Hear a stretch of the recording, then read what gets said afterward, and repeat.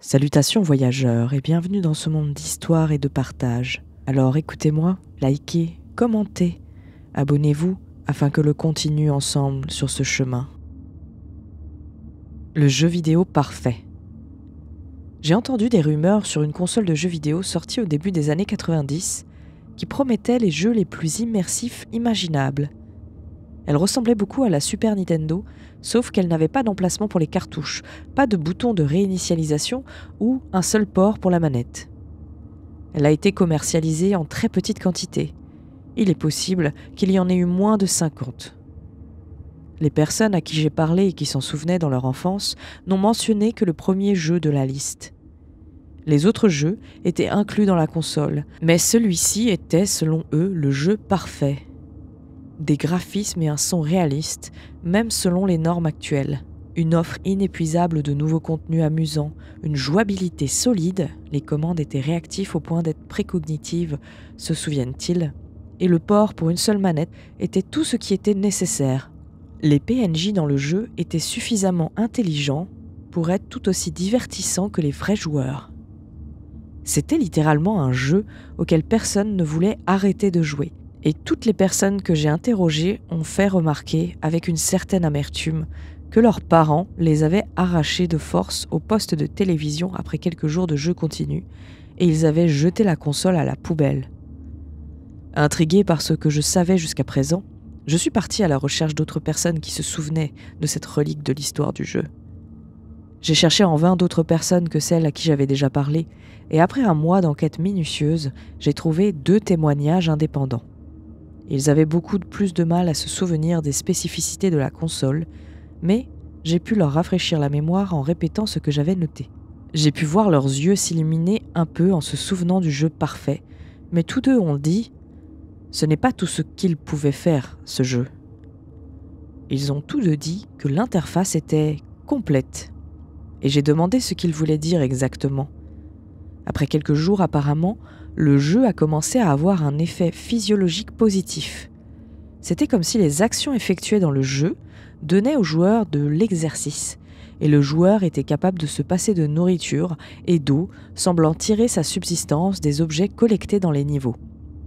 Cependant, après quelques jours, ils avaient joué à ce jeu de manière continue pendant 1 semaine, ils ont commencé à ressentir les dommages causés à leur personnage de joueur dans le jeu.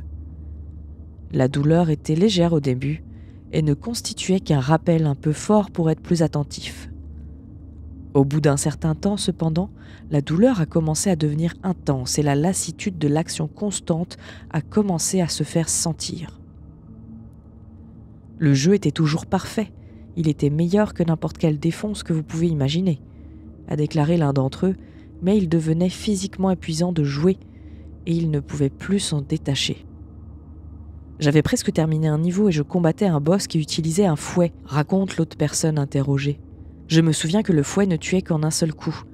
J'ai dû recommencer le niveau, mais je me souviens de la douleur fulgurante à l'endroit où le fouet m'a frappé le bras. Il a ensuite déboutonné la manche de sa chemise et j'ai pu voir une cicatrice qui s'enroulait autour de son bras. Oui, ça devenait grave à ce point. Tous deux ont déclaré que leurs parents étaient revenus à la maison 9 jours après la session de jeu marathon, qu'ils les avaient éloignés de force de la console et qu'ils les avaient emmenés aux urgences.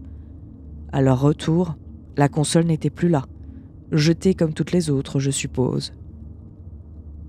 Je n'ai pas pu trouver d'autres personnes qui savaient de quoi je parlais. Les rumeurs s'arrêtaient là, et je n'avais qu'une connaissance incomplète de l'endroit où je pouvais trouver une de ces consoles. Un sentiment de crainte s'est installé au fond de mon esprit, et j'ai jugé nécessaire de consulter les archives des journaux de l'époque.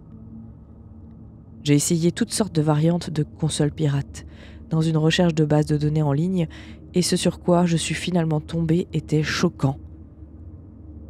Il y a eu 15 cas distincts de personnes retrouvées mortes chez elles, assises devant leur télévision à laquelle était branchée une console de type bootleg. Ces personnes avaient le plus souvent l'air massacrées, certaines ayant été retrouvées en morceaux et les autopsies ayant révélé que leurs organes internes avaient été dissous. Un article mentionne que la télévision n'affichait que des parasites et que la console n'arrivait pas à s'allumer.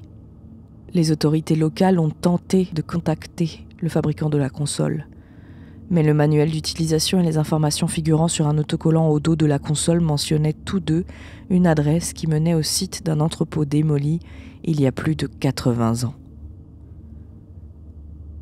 Auteur original inconnu. Mis en ligne sur le net, originellement le 15 septembre 2011. Waouh! J'aime beaucoup les jeux vidéo exclusifs. Je pense pas que j'irai jusque-là. Et vous? Qu'avez-vous pensé de cette histoire? Qu'auriez-vous fait si vous aviez mis la main sur une telle console? Et quel est votre jeu favori du moment?